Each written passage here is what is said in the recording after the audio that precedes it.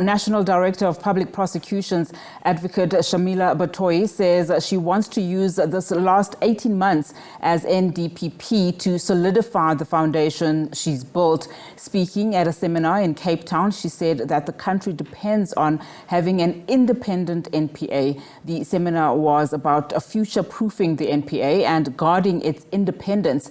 Let's now bring in Dr. Jean Redpath from the Dullah Omar Institute. Thank you so much for your time, and good afternoon to you, Dr. Redpath. So the NPA has, come under heavy criticism over the last few years, particularly given the hope that Shamila Batohi's appointment, had. Just talk to us as we reflect, of course, on her tenure. She is saying that she wants to spend essentially the last few months as NDPP, just solidifying the foundation that she has built.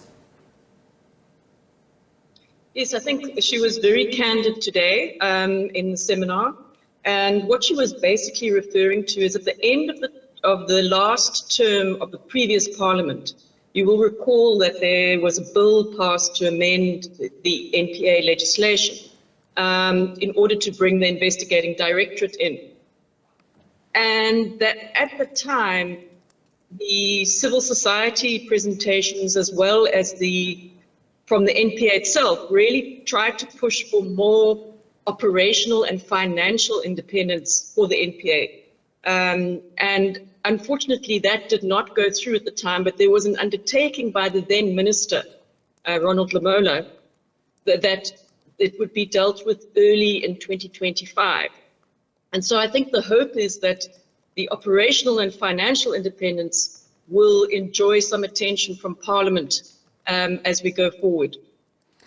So just talking about that then, the financial aspect of the NPA, of course, notwithstanding the independence given the history and where we come from in as far as this institution is concerned. I mean, how likely is that to happen given the fact that a lot of the cases, important cases, particularly those that emanated from the Zondo Commission, had seemingly failed so far? And, a lot was pointed onto the fact that this is an institution that is not well capacitated.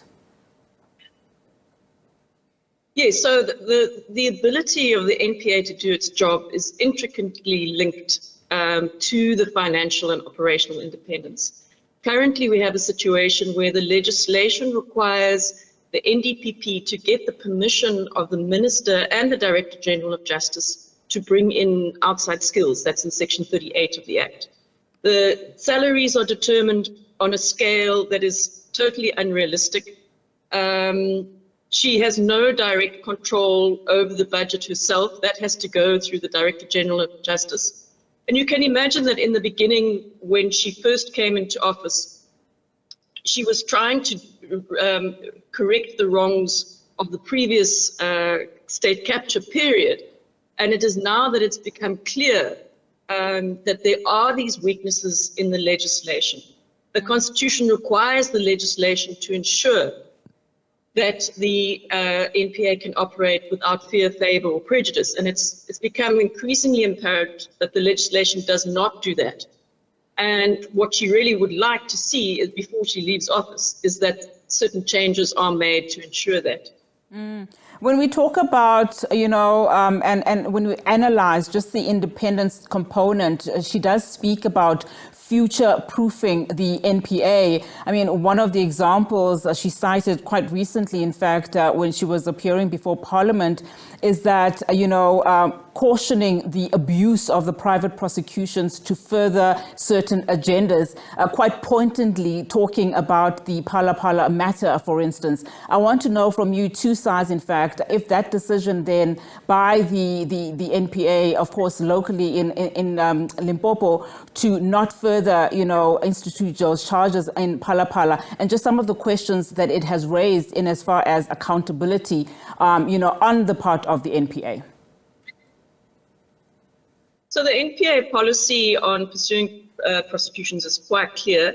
There must be a prima facie case. In other words, all the elements of the alleged crime must be there, and there must be reasonable prospects of success. And there you have to look at the evidence available.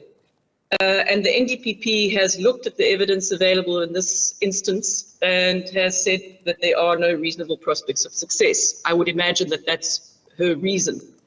When it comes to private prosecutions are actually quite limited in the legislation. It's from the Criminal Procedure Act, very old legislation dating from the 1970s.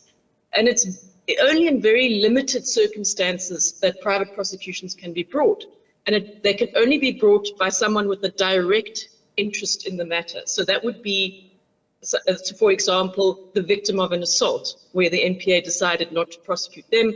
Such a victim could bring a private prosecution. So I'm not sure if she was directly referring to Phala Phala, because I don't know if there would be a person who would be able to say they have a direct interest in the matter in that case. And yeah, so I think that private prosecutions are an important part of our criminal justice system, and they should remain. We have had instances where serious crimes have not been prosecuted by the NPA that have then been taken up privately. So I think it's an important safeguard in our system, but there is a danger that it could be used politically. And I think that's probably what she was referring to. Yeah, I want to just loop back on, that element of future proofing, the NPA. I mean, what are the practical solutions do you think that can help then build this strong and independent NPA, whilst at the same time effectively just restoring faith in the public and, of course, combating crime if possible? Yeah, so there's some very clear measures that can be taken. The Director General of Justice is currently the accounting officer for the NPA. That should change. The accounting officer should be the NDPP herself or himself, whoever. We don't know who will be NDPP in 18 months' time. So we need that. Then we need the appointments process. At the moment, the current NDPP was appointed through quite a good process instituted by the president, the current president. But that was voluntarily. The president can appoint without following such a process. And so we would hope to see in the legislation provisions saying that the sort of process that was followed for her appointment would be followed for all future appointments. Then we have the provisions which require ministerial approval for certain things like getting in extra skills for certain matters. We would hope that those would be removed and that the NDPP would have power, firstly, to make her own budget and to spend that budget.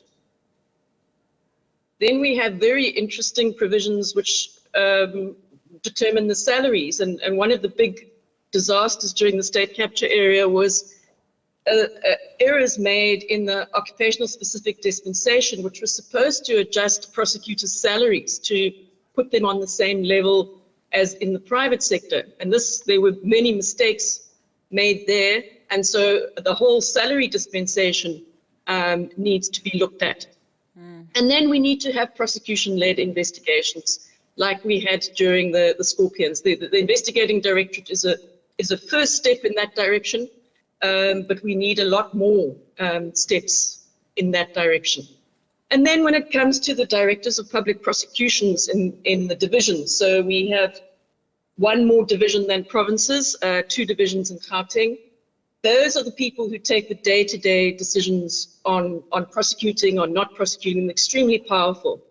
Currently, they serve until they're 65. So if someone has been appointed in their 40s, they'll serve for a very long time. And if they happen to have been the wrong decision, it's not so easy to get rid of them.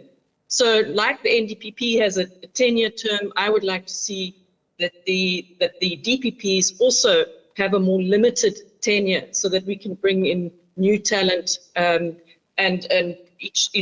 follow a rigorous process of appointment and ensure that their tenure is completely secure during that time when they are DPP.